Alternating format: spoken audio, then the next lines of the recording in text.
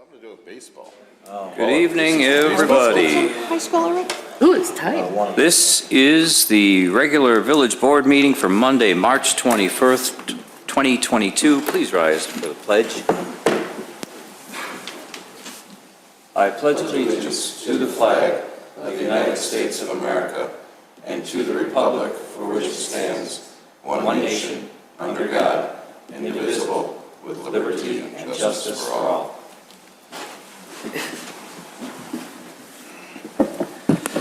Clerk Brady, roll call, please. Trustee Vogel? Here. Trustee Papantos? Present. Trustee Vito? Here. Trustee Lang? Here. Trustee Kruger is absent with prior notice. Trustee Rafato? Here. Trustee President Horker? Here. You have before you the minutes of the regular meeting of March 7th, 2022. I need a motion for their approval. So moved. Trustee Papantos, second. Second. Trustee Lang, roll call, please. Trustee Vogel? Yes. Trustee Papantos? Trustee Vito? Yes. Trustee Lang? Yes. Trustee Rafato? Yes. President Horker? Yes. Any changes to the agenda? There are no changes this evening. Clerk Brady, citizens' concerns or comments? Not tonight. Moving right along. Official staff reports. Mr. Ainsworth, what have we got? Thank you, President Horker. Just a quick update on the Restaurant Row corridor plan. So as last reported, we had finished phase 1 at the end of January. There was a community workshop that was held on February 24th. Since then, the consultant team has posted a new survey, and if Luca, thank you. On the screen, you can see here, this is the follow-up to that exhibit, or to the community workshop. So the exhibits are posted on that hyperlink. And then, Luca, if you can scroll down a little bit, there's a new survey that's being asked of the public to fill out for visual preference survey. What do we would like to see on Restaurant Row? This will be up till the end of this week. I'm happy to report so far we have 130 filled out surveys for this particular one, as well as that 2-minute survey as well. So this is on the project website. It's hyperlinked from our website to the project website, and I'm happy to answer any questions you may have. Thank you, Mr. Ainsworth. Clerk Brady, consent agenda. All items listed on the consent agenda are considered to be routine by the village board and will be enacted by one motion. There will be no separate discussion of these items unless the board member or citizen so request, in which event the item will be removed from the general order of business and considered after all other agenda items. 11A, ordinance declaring as surplus and authorizing the donation of unclaimed property in the possession of the Wheeling Police Department. 11B, resolution authorizing the approval of an annual Astro infrastructure service agreement with Motorola Solutions related to the dispatch compatibilities within 911 center in the amount not to exceed $38,103.30 in fiscal year 2022. 11C, resolution authorizing a First Amendment to the contract with WB Olson, Inc. for construction management general contractor services for the mechanical, electric, plumbing, and system commissioning phase for the construction of the Fire Station 42 in the amount not to exceed $132,368. 11D, resolution awarding a bid and approval for a 1-year contract with Clean Cut Tree Services, Inc. for creek and waterway maintenance, an amount not to exceed $30,000 for fiscal year 2022. Resolution 11E, a resolution approving contract with Utility Dynamics Corp. for the fiber optic installation project in the amount of $445,207 in fiscal year 2022. 11F, ordinance amending section 8.22.050 video gaming of the Wheeling Municipal Code to require video gaming terminal fee to be shared equally between the terminal operators and applicants. 11G, resolution authorizing a one-year renewal of a Cisco SmartNet technical services contract from CDW Government LLC in the amount of $65,497.68. And 11H, resolution authorizing a Memorial Day parade from Wyland Road and Illinois Route 83, McHenry Road, traveling south to Lexington Drive and terminating at ANVETS Post 66. Questions or comments? If we have none, I would need a motion to approve. So moved. Trustee Vogel, second. Second. Trustee Lang, Rufato, sorry. Rufato. I gotta get somebody confused. Roll call, please. Trustee Papantos, Yes. Trustee Vito, Yes. Trustee Lang, Yes. Trustee Rufato, Yes. Trustee Vogel, Yes. President Horker. Yes. New business, items 13A and B. Okay. 13A, ordinance granting a variation from Title 19 zoning to permit an increase in the maximum height of a fence at 1515 Lake Cook Road, Casey's Retail Company, docket number 2022-05. 13B, ordinance granting a variation from Title 19 zoning to reduce the required rear yard setback at 1515 Lake Cook Road, Casey's Retail Company, docket number 2022-06. Mr. Clicker, what do we got? Before you have a request from Casey's, which is taking over the former Bucky's location at Wyland and Lake Cook Road. As part of their corporate branding and corporate policies, they are going to be expanding their food service offerings, and so to do so, they need to add a walk-in cooler. They also did not want to have the mechanical equipment put up on the roof. They wanted to place it on the ground, but to do that, they also wanted to make sure it was completely screened, so they are requesting an 8-foot fence. So the two variations are for a fence to be in excess of 6 foot to enclose the mechanicals, and the addition does bring, or the building is currently non-conforming, but the addition does need to be brought into compliance with the zoning code, so you are looking at a rear yard setback variation as well. This was heard by the Plan Commission and received unanimous approval. Questions or comments? Just a question Trustee Vogel? for maybe John or staff. With a rear yard setback, isn't this considered retail? Do you still consider that as being an obstacle or a requirement that we have to give them permission to do that? Yes. Ross, do you want to explain? Yeah, although it is zoned residential, or I'm sorry, commercial, the property immediately to the south, there is actually residential zoning in the area, so we do have to make sure that there is appropriate Right, zone I thought setback. it was pretty much all commercial or, all right, thank you. If there are no other questions or comments, we need a motion. So moved. I'll give the motion to Trustee Rufato, second to Trustee Papantos. Roll call, please. Trustee Vito, Yes. Trustee Lang, Yes. Trustee Rufato, Yes. Trustee Vogel, Yes. Trustee Papantos. Yes. President Horker. Yes. Mr. Ferrolo, should I ask for separate? On the next two? No, on those two that we just approved. Yes. Right, so Trustee Rufato, would I be safe to assume that you approved 13A? Yes, that's what I was approving. Excellent. A. And the second was also 13A? Yes. So then I would need, good answer. So then I would need a motion to approve 13B. So moved. Trustee Lang gets 13B, second Trustee Vogel. Roll call, please. Trustee Lang, Yes. Trustee Rufato. Yes. Trustee Vogel. Yes. Trustee Papantos. Yes. Trustee Vito, Yes.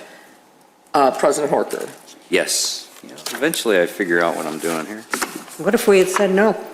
I would ask for a new motion and clarification.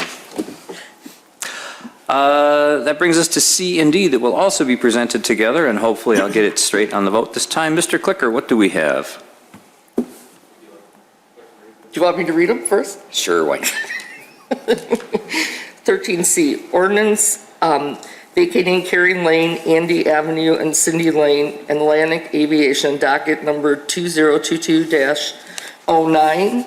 13D, resolution approving the final plat of Atlantic Aviation Subdivision, current address 1011 South Wolf Road, docket number 2021-55.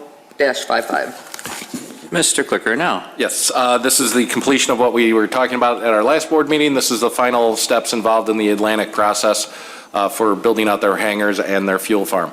What we're really doing with this is a little cleanup from the road realignment and expansion of the airport many years ago. The old right-of-ways were not vacated at that time, so we are looking to vacate the old right-of-ways and also then consolidate many of the parcels so that Atlantic Aviation will have one parcel per one building. So that's what we're doing. Questions or comments? None. That being the case, I would need a motion to approve 13C, vacating the right-of-ways. So moved. Trustee Lang, second. Second. Trustee Papantos, roll call, please. Trustee Rufato? Yes. Trustee Vogel? Yes. Trustee Papantos? Yes. Trustee Vito? Yes. Trustee Lang? Yes. President Horker? Yes, and now I need a motion for 13D, approving final plat for Atlantic Aviation. So moved. Trustee Vogel, second. Second. Trustee Rufato, roll call, please. Trustee Rufato? Yes. Trustee Vogel? Yes. Trustee Papantos? Yes. Trustee Vito? Yes. Trustee Lang? Yes. President Horker? Yes. 13E, ordinance amending the Village of Wheeling's annual budget for the fiscal year beginning January 1st, 2021 and ending December 31st, 2021. Mr. Kaplan. Thank you, Mr. President. This item tonight is a request from staff to contribute some of the village's fiscal year 2021 general fund surplus to the police and fire pension funds, consistent with a financial policy that the board approved in January of 2016. I just want to give you some background on how we got to a surplus for fiscal year 21, because as you may recall, the village had actually budgeted a $1.6 million deficit for 2021. The result is almost exactly the opposite. It's a $1.68 million surplus. So the obvious question is, why was there such a significant difference? And I can tell you that it was entirely due to the revenue side of the equation, and mostly due to overperformance from sales and income tax. They were much stronger than expected. On the expenditure side, we were within $78,000 of the expenditure budget, which shows that this was all a revenue driven. As you'll recall, the budget was prepared during the COVID-19 pandemic before vaccines were available. And at that point, many restaurants and other businesses were operating at limited capacity, and it was unclear whether they would be fully operational during calendar year 2021. So staff budgeted for sales tax based on the numbers that we were seeing at that time, which were down significantly.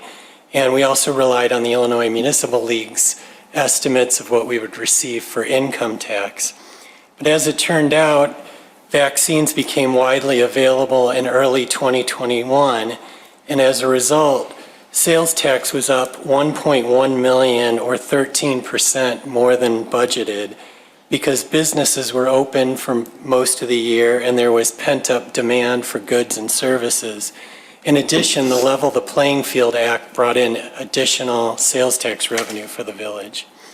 At the same time, income tax was up $1.2 million or 32% more than the Illinois Municipal League predicted, because unemployment dropped from 16.3% in April of 2020 to all the way down to 4.3% by December of 2021. Corporate profits were strong, and there was a lot of stimulus money that contributed to income tax receipts as well.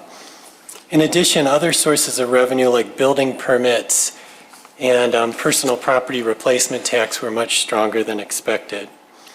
So as in prior years, this surplus creates an opportunity to contribute additional funds to the village's 3 pension funds. And staff is recommending that we contribute $925,000 of the surplus to the police and fire pension funds. It would be $475,000 roughly to the police pension fund and $450,000 to the fire pension fund. There would be no contribution this year to IMRF because it's actually overfunded at more than 100%. If the board approves that recommendation, that would bring the total since 2016 that the village has contributed to the pension funds above what is required to $3.8 million. And as I noted in the memo, this is something that the bond rating agency, specifically Standard & Poor's, have taken note of. And in their recent report that they issued in November of 2021, they specifically called out the board's policy and practice of contributing additional or surplus funds to the pension funds as being somewhat unique among municipalities, not just in Illinois, but nationwide as well. So that's the recommendation. If there's any questions, I'd be happy to try to answer them. Trustee Lang? Thank you. Michael, we usually view those numbers as percentages. So will that take a nice chunk out of that percentage, or will it be kind of unnoticeable?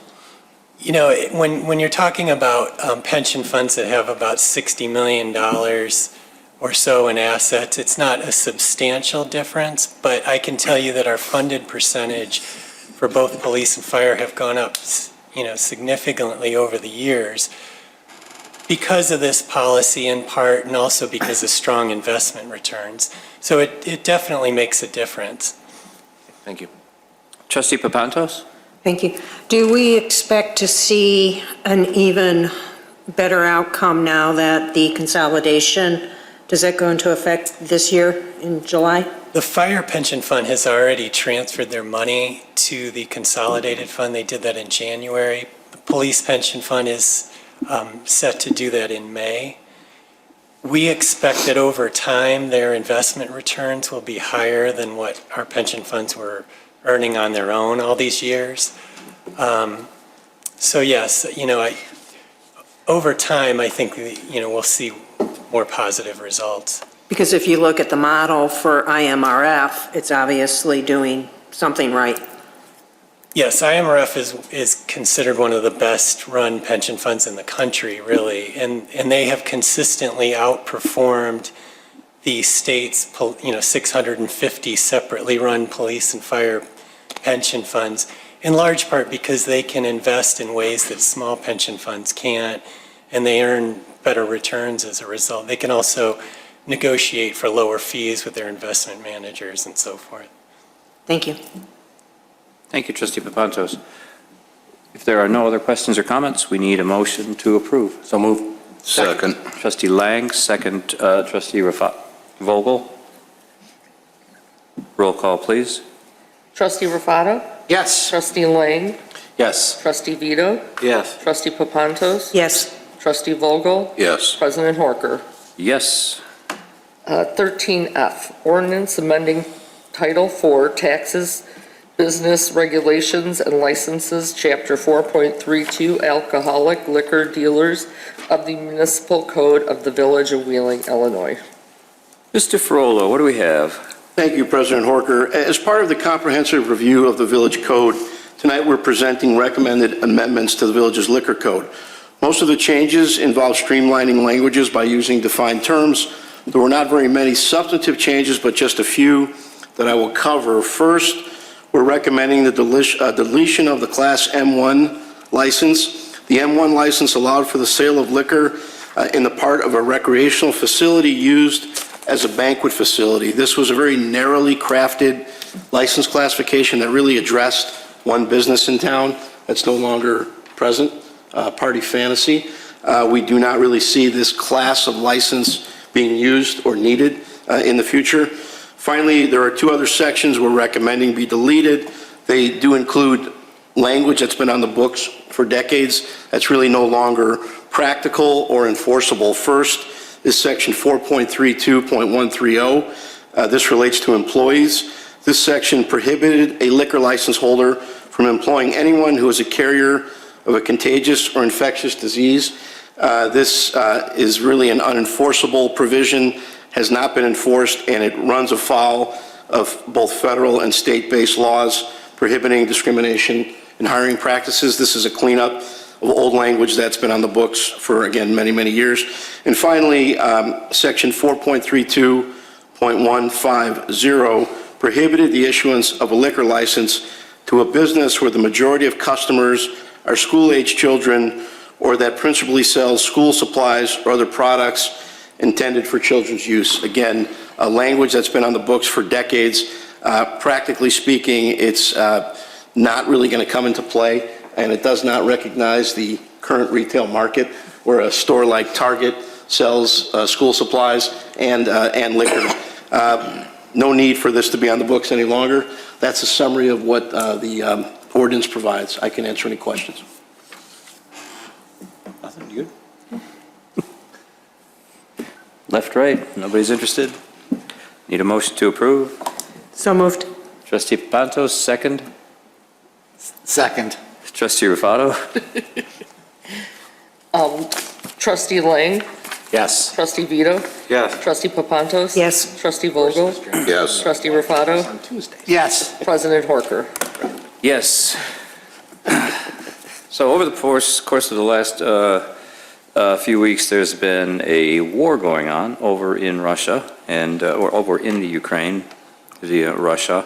A few people have noticed that Wheeling, like many other communities, has not made a statement about this or taken a position. I would first like to point out that there is really not much we can do about it. It's well outside of the purview of any of our authority. However, in the interest of making at least my position clear on this, I'm going to try and read this. I'm going to read this because I don't want to... It is an important situation. It is a delicate situation. So here we go. Wheeling is a home to people and businesses from more cultures than I can name, including the Ukraine, Russia, Belarus, Georgia, and many others. And here in Wheeling, we all get along. Wheeling is an example of America's melting pot of cultures. The rest of the world could take an example from us. My feelings about Putin's invasion of a peaceful democracy is that it is a demonstration of the method of the old communist rule, where cruelty and barbaric attacks on civilians, women, and children are tools used to force people into submission. Putin invading the Ukraine is deplorable, and though I hope for a peaceful resolution, that entire situation is well beyond the scope of Wheeling's control.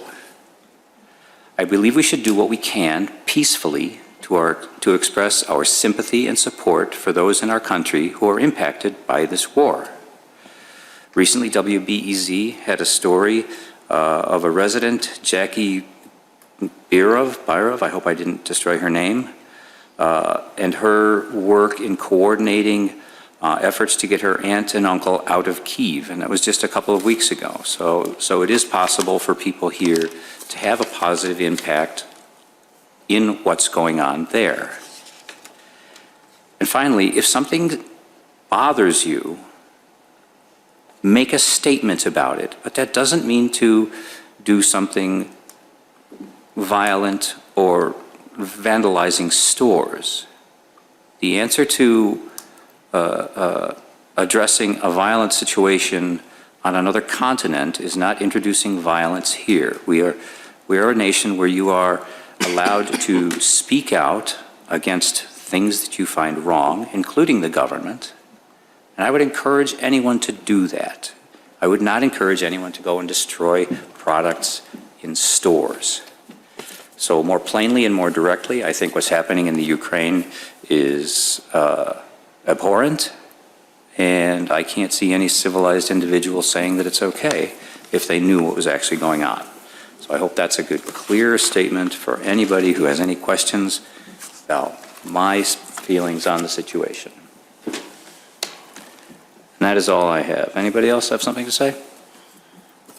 Trustee Pamatos? Thank you. I just wanted to take time to congratulate Director Kaplan and the Finance Department for the 40th consecutive year that the village has been awarded the Government Finance Officers Association Certificate of Achievement and Excellent in Financial Reporting. It is a big deal. There are only 13 other municipalities that have received it more than Wheeling. So Thank you. thank you for your hard work. Thank you, Trustee Papantos. Thank you, Mr. Kaplan. Anyone else have anything? It's not even 7. If we have no other items of interest or business for the evening, we have one more thing. That's the approval of the bills for March 3rd through the 16th. I need a motion for their approval. So moved. Trustee Vito, seconded by Joey, I'll do it. Trustee Lang. Joey said something. Roll call, please. Trustee Vogel? Yes. Trustee Rufato? Yes. Trustee Lang? Yes. Trustee Vito? Yes. Trustee Papantos? Yes. President Horker? Yes, we have no executive session tonight. That means I need a motion for adjournment. So moved. Trustee Rufato, second. Second. Trustee Vito, Second. all in favor? Aye. Meeting adjourned. I like that. All right. Just to make sure we knew you were awake.